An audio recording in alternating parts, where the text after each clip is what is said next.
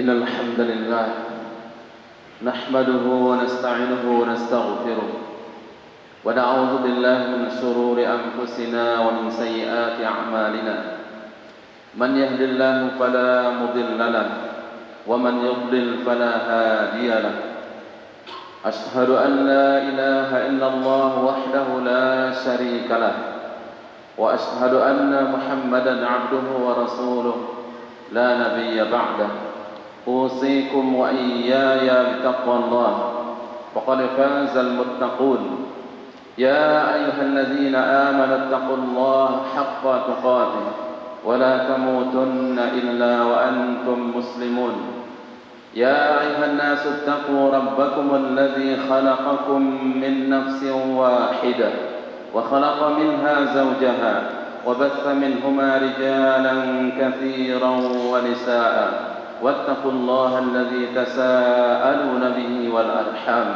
إن الله كان عليكم رقيبا يا أيها الذين آمنوا اتقوا الله وقولوا قولا سديدا يصلح لكم أعمالكم ويغفر لكم ذنوبكم ومن يطع الله ورسوله فقد فاز فوزا عظيما أما بعد فإن أصدق الحديث كتاب الله وخير الهدي هدي محمد صلى الله عليه وسلم وشر الأمور محدثاتها فإن كل محدثة بدعة وكل بدعة ضلالة وكل ضلالة في النار.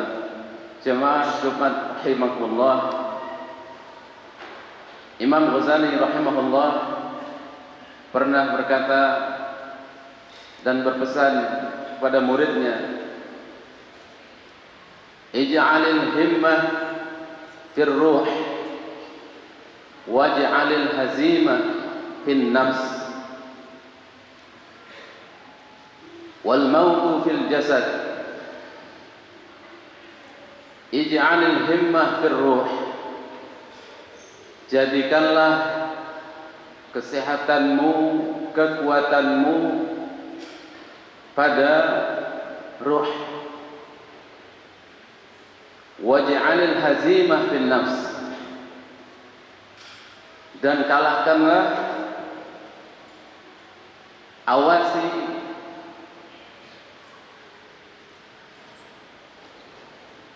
lemahkan, kontrol nafsu.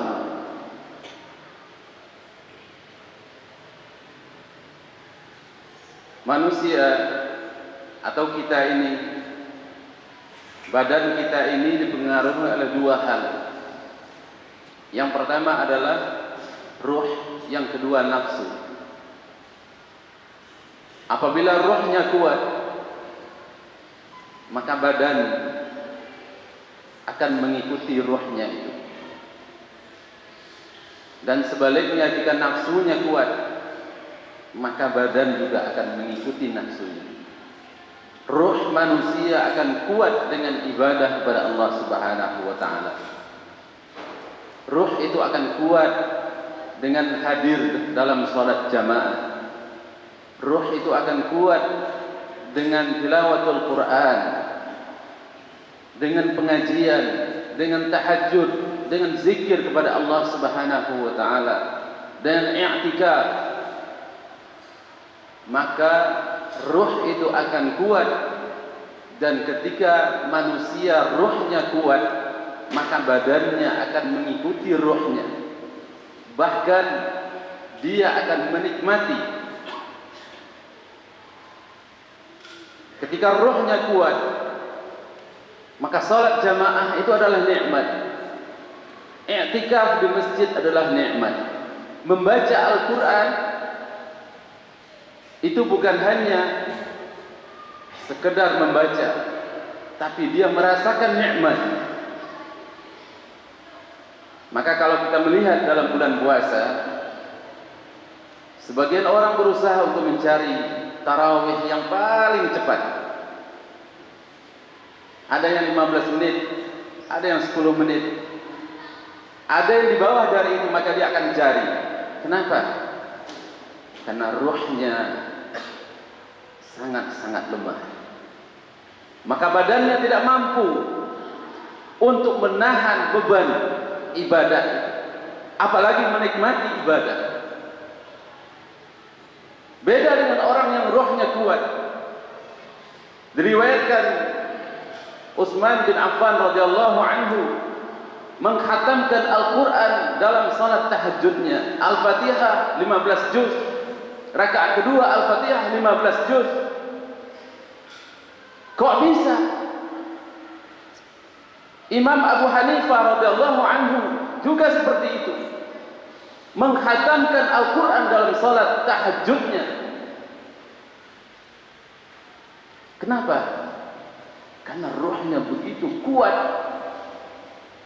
sehingga badannya mengikuti, jasadnya mengikuti rohnya. Dan bukan hanya bisa mengikuti, dia menikmati.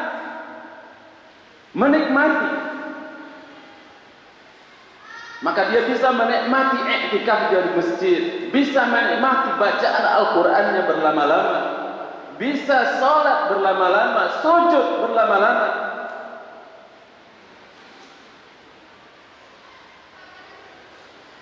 Maka begitulah para imam-imam, mereka beribadah kepada Allah Subhanahu wa taala di luar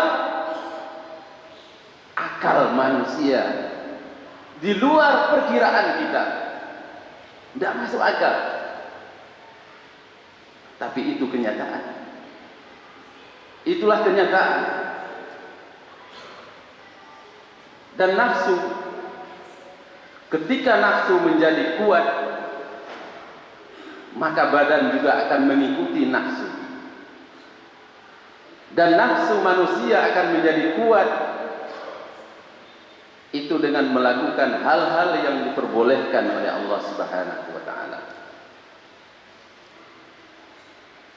Apalagi melakukan hal-hal yang diharamkan, hal-hal yang mubah,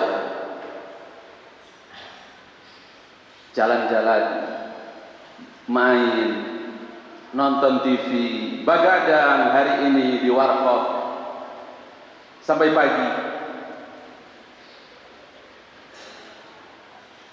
Insya Allah tidak dosa, mubah, insya Allah mubah. Kalau memang hanya sekedar itu. Tapi kalau melakukan dosa yang lain tentu berdosa, haram. Tapi itu semua kalau dilakukan itu akan memperkuat nafsu manusia,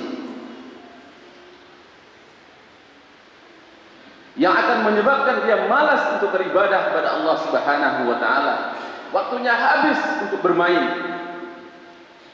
Dia tidak akan mampu untuk beribadah kepada Allah Subhanahu wa taala. Apalagi menikmati ibadahnya. Jauh. Maka ini bukan urusan badan, bukan urusan otot, bukan urusan kekuatan fisik. Banyak orang yang besar badannya, kuat, gagah perkasa, lari 10 kilo cukup, kuat. Tapi ke masjid, melangkah 100 meter ke masjid, tidak kuat. Kenapa? Karena nafsunya terlalu kuat, ruhnya terlalu lemah, badannya tidak mampu untuk diajak menuju ketaatan kepada Allah Subhanahu wa taala. Wal mautu fil jasad. Ketahuilah bahwa kematian itu adalah pada jasad. Yang mati adalah jasad. Ruh ini tidak akan pernah mati. Ruh manusia, Abu Bakar As-Siddiq radhiyallahu anhu mengatakan, ruh manusia itu seperti burung dalam sangkar atau seperti binatang ternak dalam kandangnya. Adapun orang yang beriman, ruhnya ibarat burung di dalam sangkar. Ketika burung itu keluar, maka dia terbang tinggi. Begitulah ketika ruhnya orang yang beriman, dia keluar dari jasadnya, terbang tinggi menuju Allah Subhanahu wa taala. Ya ayyatuhan nafsul mutmainnah, irji'i ila rabbiki radiyatan mardiyah, fadkhuli fi ibadi wadkhuli jannati. Ruhnya orang beriman ketika keluar dari jasadnya, maka dia kembali kepada Allah Subhanahu wa taala radhiyah. Dia ridha kepada Allah Subhanahu wa taala. Maka Allah panggil, ya ayyatuhan nafsul mutmainnah. Wahai jiwa yang tenang. Tenang dengan apa? Tenang dengan ibadahnya kepada Allah Subhanahu wa taala. Tenang dengan salat jamaahnya berlama-lama di masjid, tenang dengan i'tikafnya, tenang dengan bacaan Al-Qur'annya, menikmati bacaan Al-Qur'an itu, menikmati salat tahajudnya.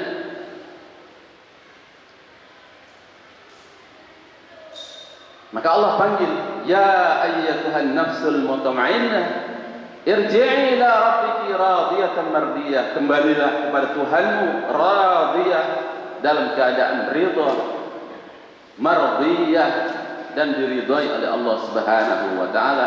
Fadkhuli fi ibadi. Ayo berkumpul bersama hamba-hambaku. Siapa mereka? Alladzina an'ama Allahu 'alaihim minan nabiyyin was-siddiqin wasyuhada'i was-salihin. Mereka adalah orang-orang yang diberikan nikmat oleh Allah Subhanahu wa taala. Nikmat itu sudah mereka rasakan hari ini sebelum jannah, sebelum surga nantinya. Mereka orang yang diberikan nikmat oleh Allah Subhanahu wa taala, maka orang yang beriman dipanggil untuk bersama mereka. Minan nabiyyin, dari kalangan para nabi, was-siddiqin, dan orang-orang yang membenarkan nabi, was-syuhada, orang-orang yang mati syahid, was-salihin, dan orang-orang yang saleh. Adapun ruhnya orang kafir seperti binatang ternak yang dikeluarkan dari kandangnya menuju tempat kemana? Kalau keluar dari kandangnya biasanya terakhir kali pasti menuju tempat penyembelihan. Dia akan dicincang, dia akan disembelih, dia akan dibakar. Maka ruhnya orang kafir tidak mau dikeluarkan dari badannya.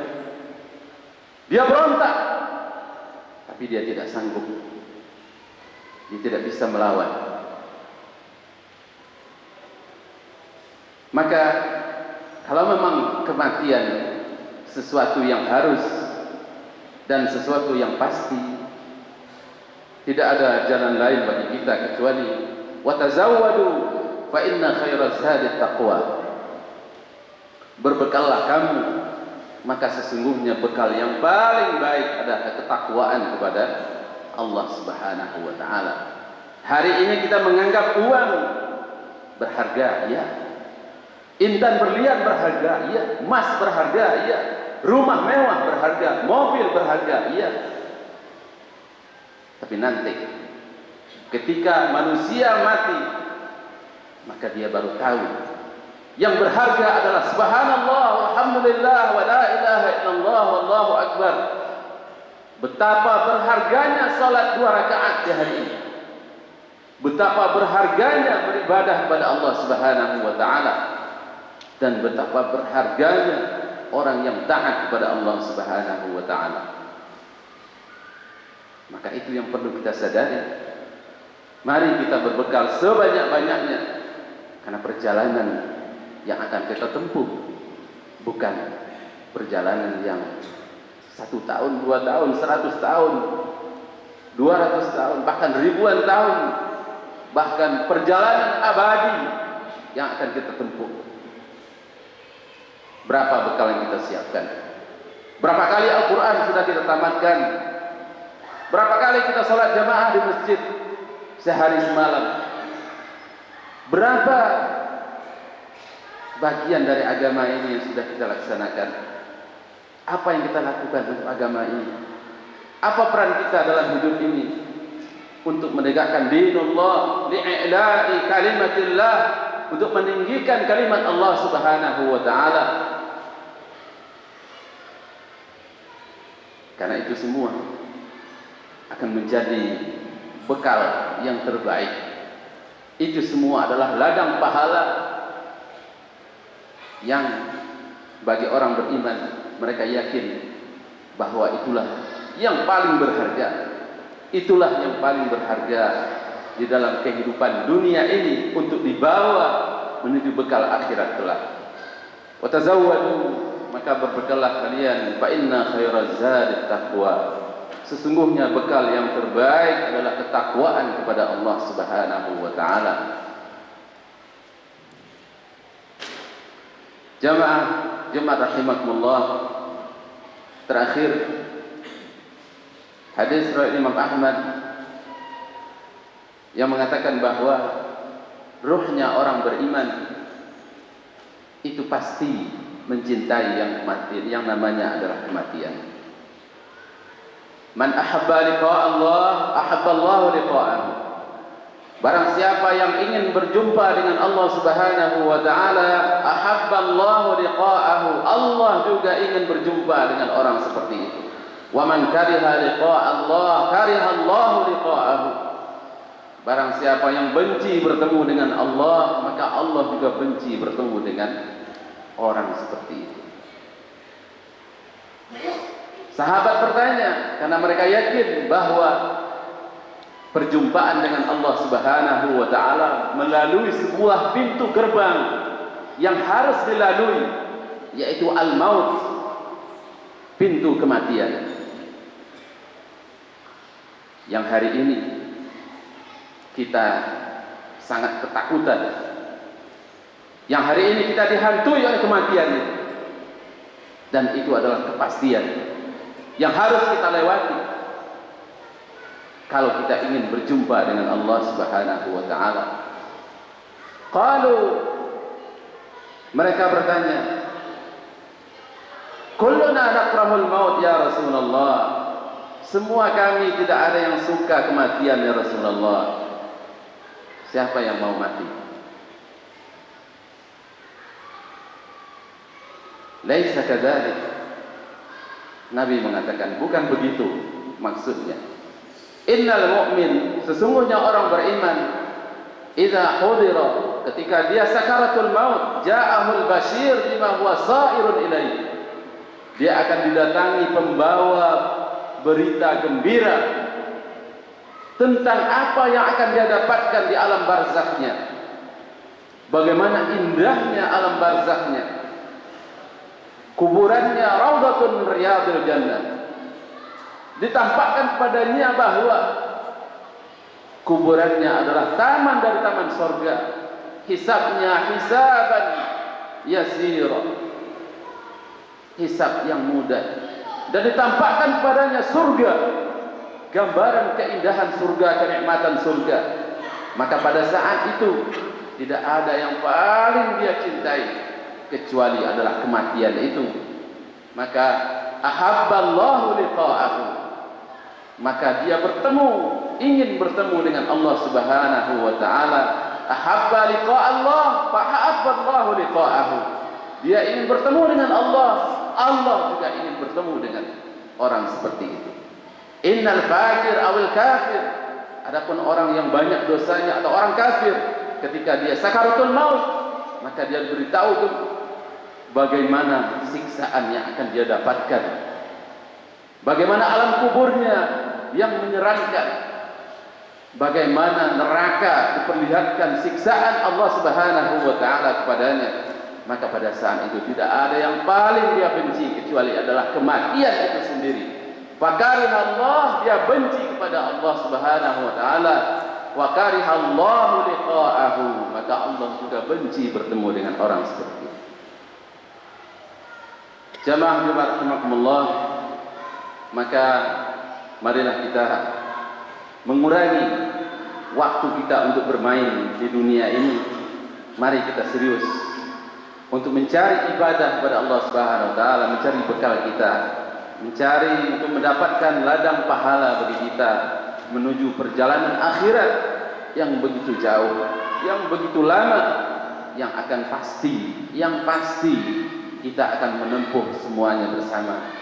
Maka beruntunglah orang-orang yang selalu menggunakan waktunya maksimal beribadah kepada Allah Subhanahu wa taala, dan merugilah orang yang menyia-nyiakan waktunya. Barakallahu li wa lakum fil Qur'anil azim wa nafa'ani wa iyyakum fihi min al-ayati wa dzikril hakim wa taqabbalallahu minni wa minkum tilawatahu innahu huwas samiul alim.